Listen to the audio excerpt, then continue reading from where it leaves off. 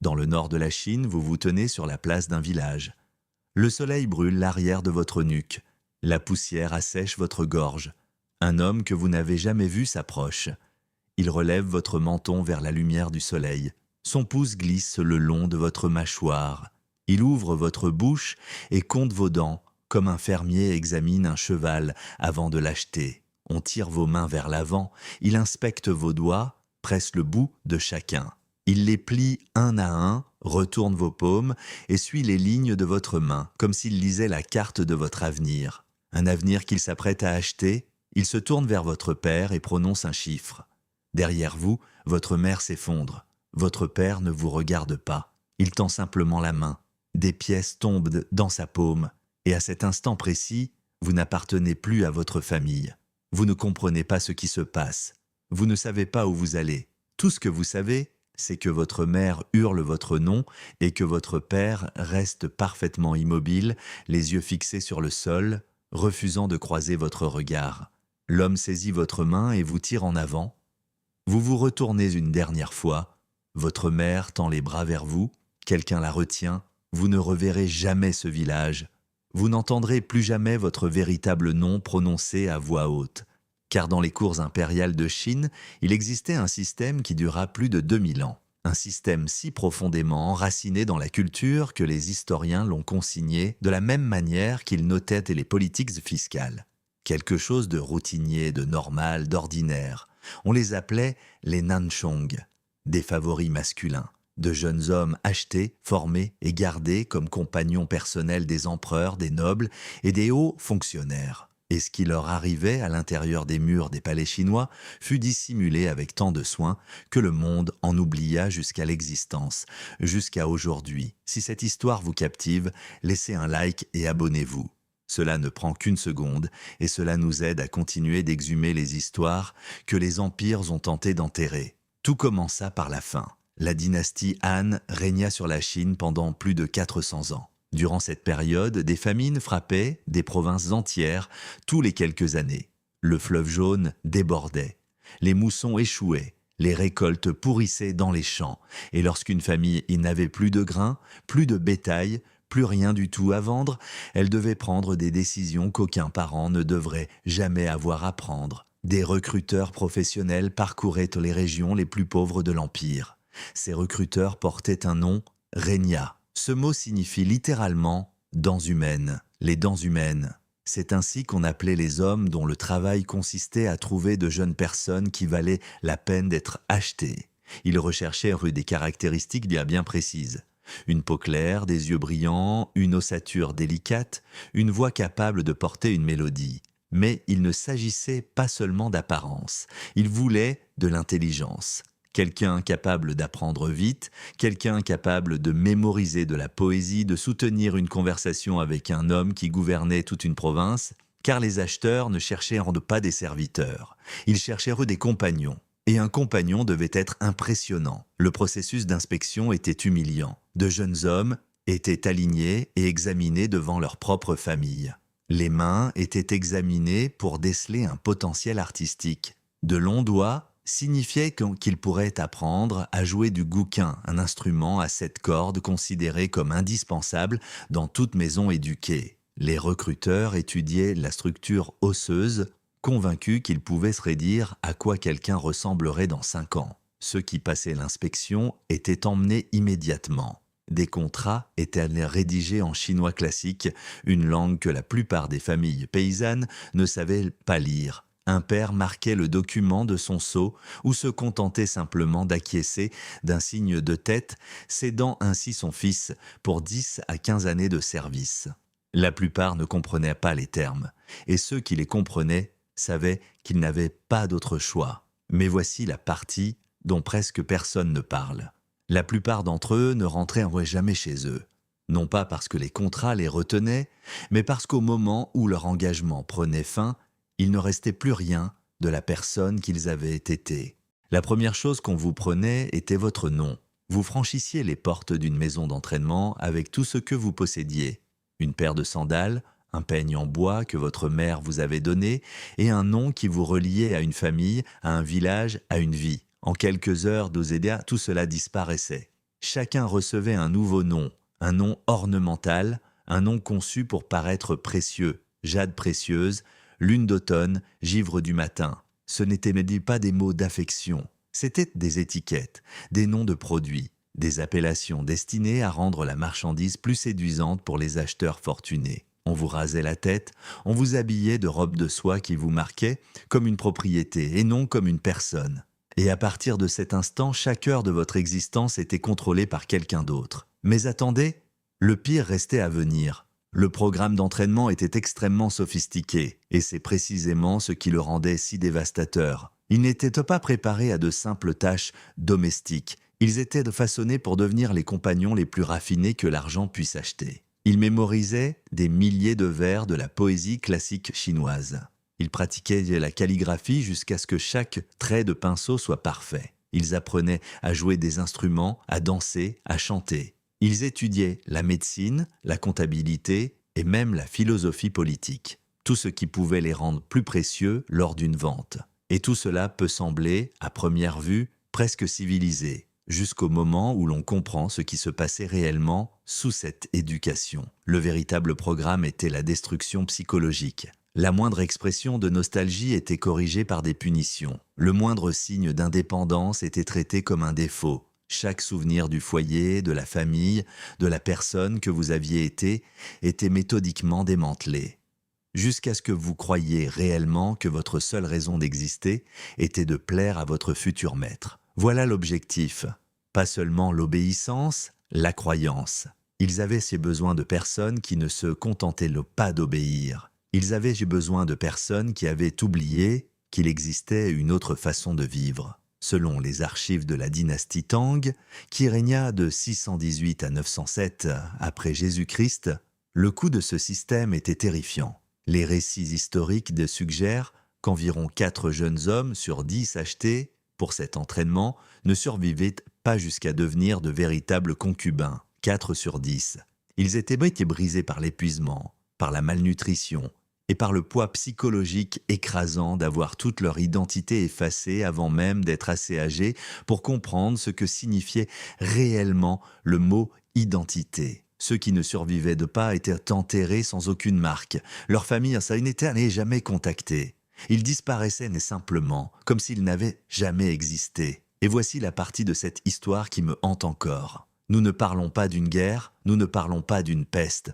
Nous parlons d'un modèle économique qui intégrait un taux de perte de 40% et qui considérait cela comme parfaitement acceptable. Ils le savaient. Les formateurs le savaient, les recruteurs le savaient, les familles le savaient, et pourtant, le système continua de fonctionner pendant des siècles.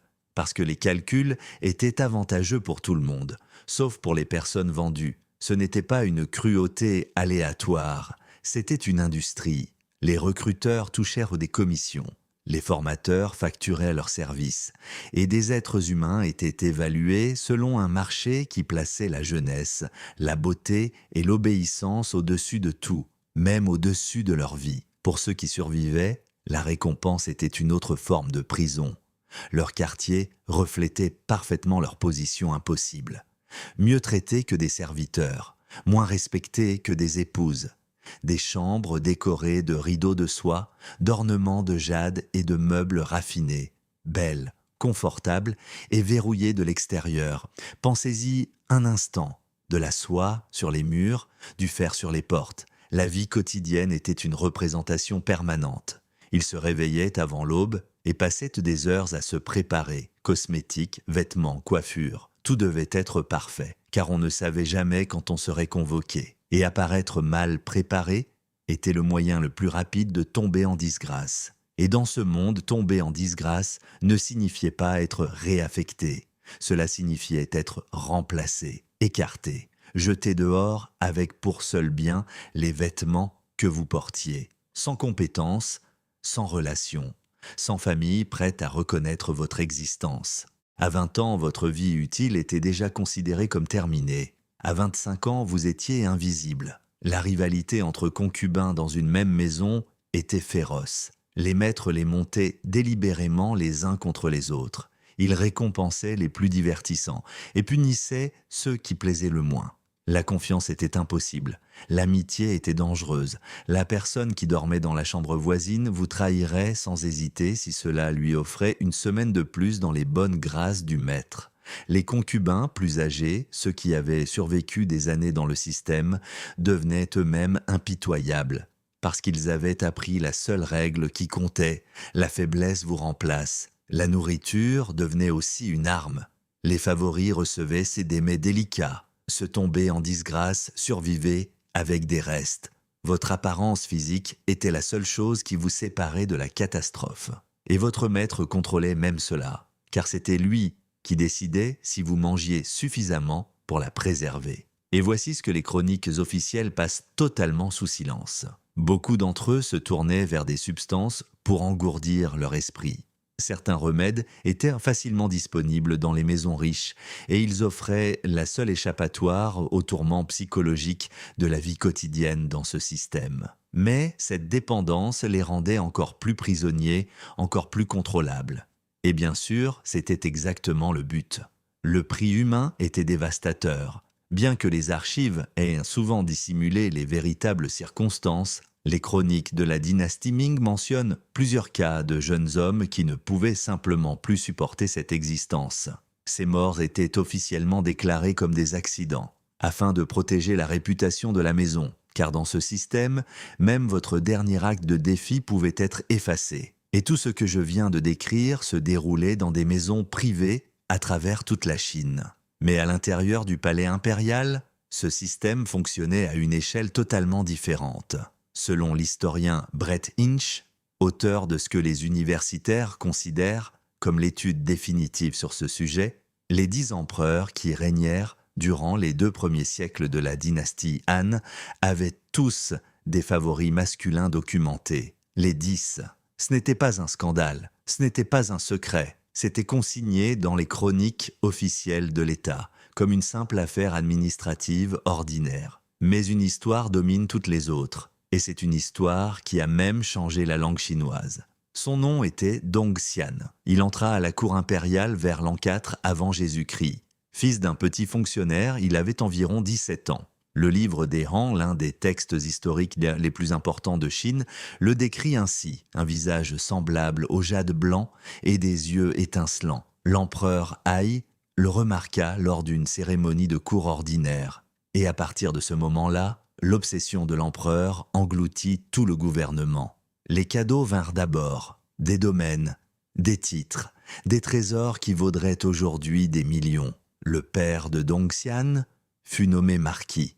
Sa sœur fut introduite dans le harem impérial, une résidence entière rivalisant avec le palais impérial lui-même fut construite uniquement pour lui. Puis vinrent les nominations politiques. Quiconque osait protester était écrasé. Le Premier ministre Wang Jia écrivit une lettre soigneusement formulée pour avertir l'empereur que sa générosité envers Dong Xian était dangereuse. Il invoqua l'histoire. Il rappela à l'empereur ce qui était arrivé à Deng Tong, le favori de l'empereur Wen un siècle plus tôt. Et cette histoire, à elle seule, mérite d'être racontée, car c'est l'avertissement parfait que personne n'a jamais voulu écouter. Deng Tong avait commencé comme simple batelier. Un homme insignifiant. L'empereur Wen le remarqua à cause d'un rêve. Dans ce rêve, l'empereur essayait d'atteindre le ciel, mais n'y parvenait pas. Jusqu'à ce qu'un homme portant un chapeau jaune le pousse vers le haut. À son réveil, il fit fouiller le palais. Et il trouva Deng Tong, un rameur qui portait justement un bonnet jaune. La ressemblance avec le rêve lui suffit. À partir de ce jour, Deng Tong devint le compagnon le plus proche de l'empereur. Les récompenses furent absurdes.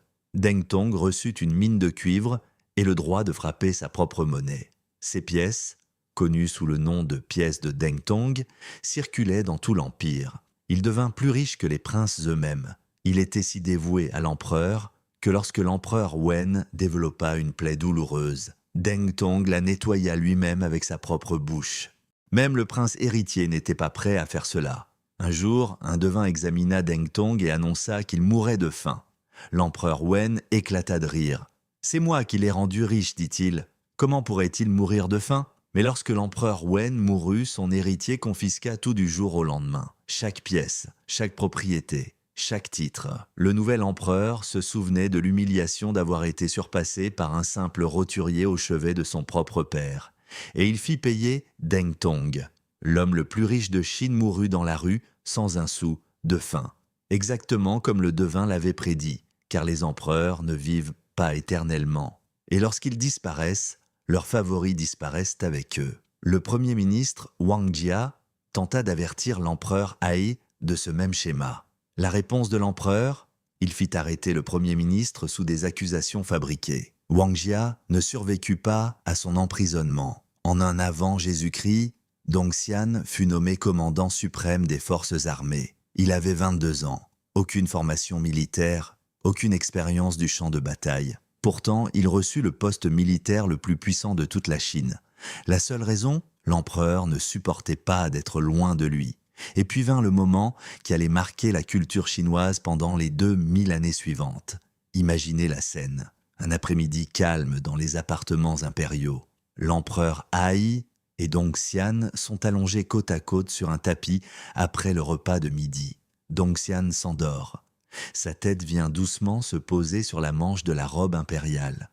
L'empereur Ai doit se lever. Les affaires de la cour n'attendent mais personne, pas même un empereur. Il regarde Dongxian, endormi paisiblement sur sa manche. Il pourrait le réveiller, n'importe qui l'aurait fait. Mais au lieu de cela, l'empereur Ai saisit une lame et coupe doucement, silencieusement, sa propre manche impériale, plutôt que de troubler le sommeil de Dongxian. Ce simple geste devint l'une des histoires d'amour les plus célèbres de toute l'histoire chinoise. La nouvelle se répandit dans la cour du jour au lendemain. Des fonctionnaires tossénades commencèrent de même à couper leurs propres manches pour imiter l'empereur. L'expression « la passion de la manche coupée » devint l'expression chinoise classique pour désigner ce type de dévotion. Elle resta utilisée pendant plus de 2 millénaires et elle est encore reconnue aujourd'hui. Mais c'est ici que l'histoire se brise. Et je veux dire qu'elle se brise complètement. En août de l'an 1 avant Jésus-Christ, l'empereur Ai s'effondra. Il n'avait que 26 ans. Les rapports suggèrent que sa santé déclinait depuis des mois.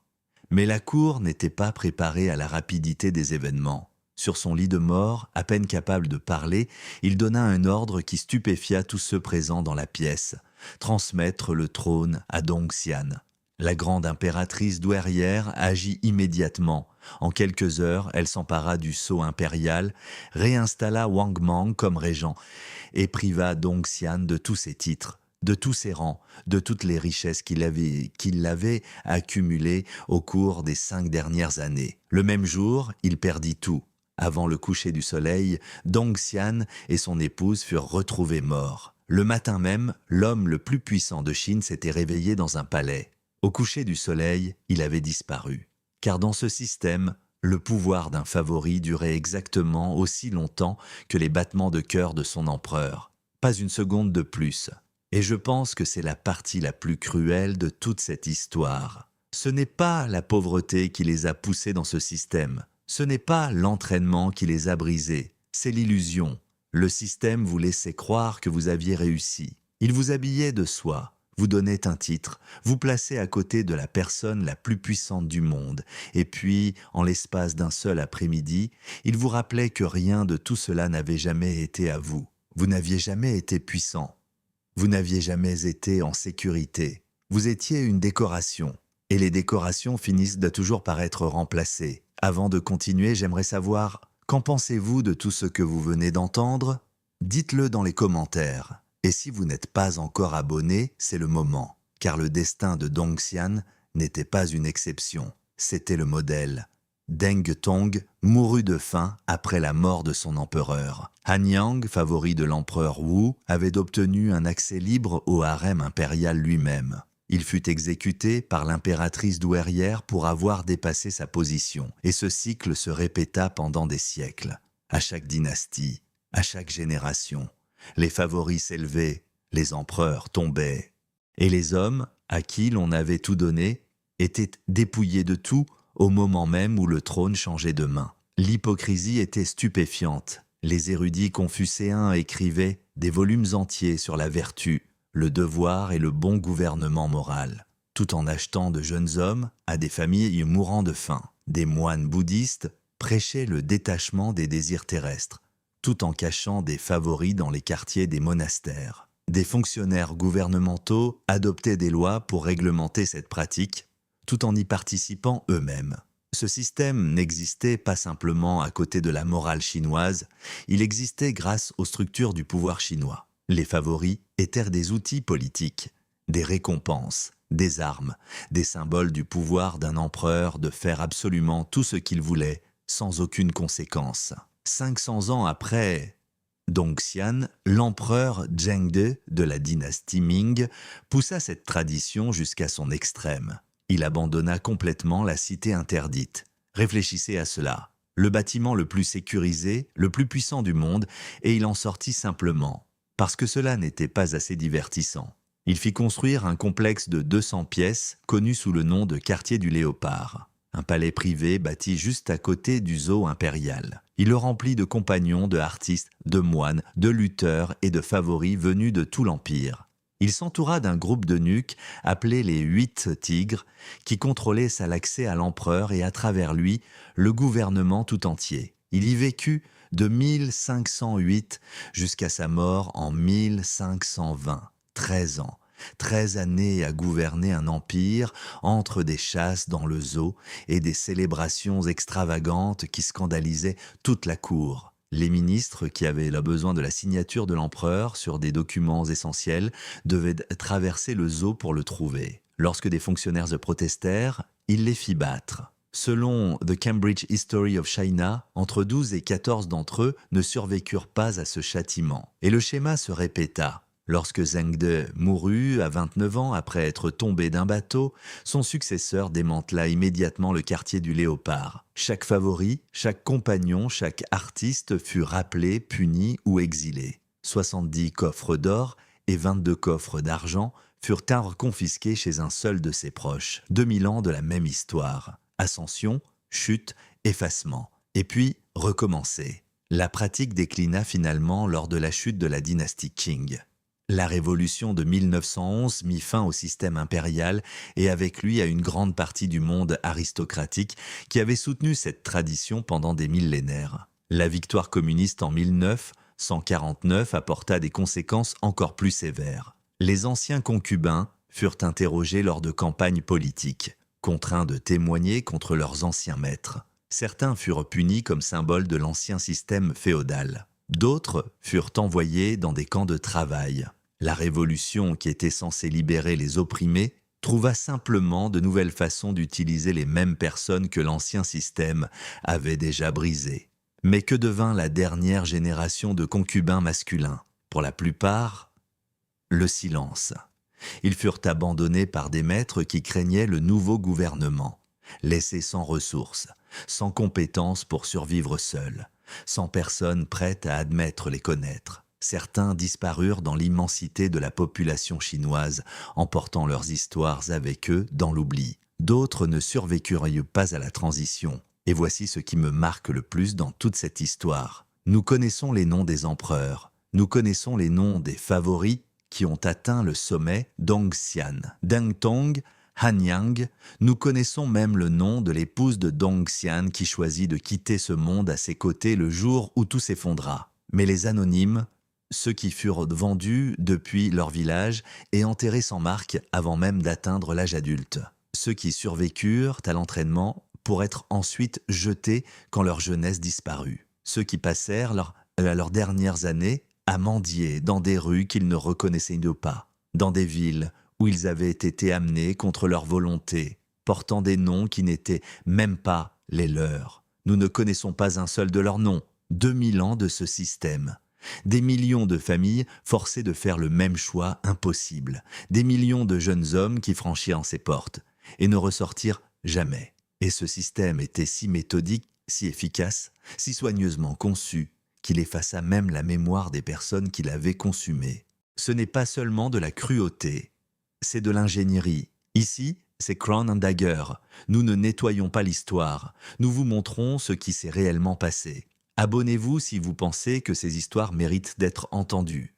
Et dites-moi dans les commentaires, saviez-vous tout cela avant aujourd'hui ?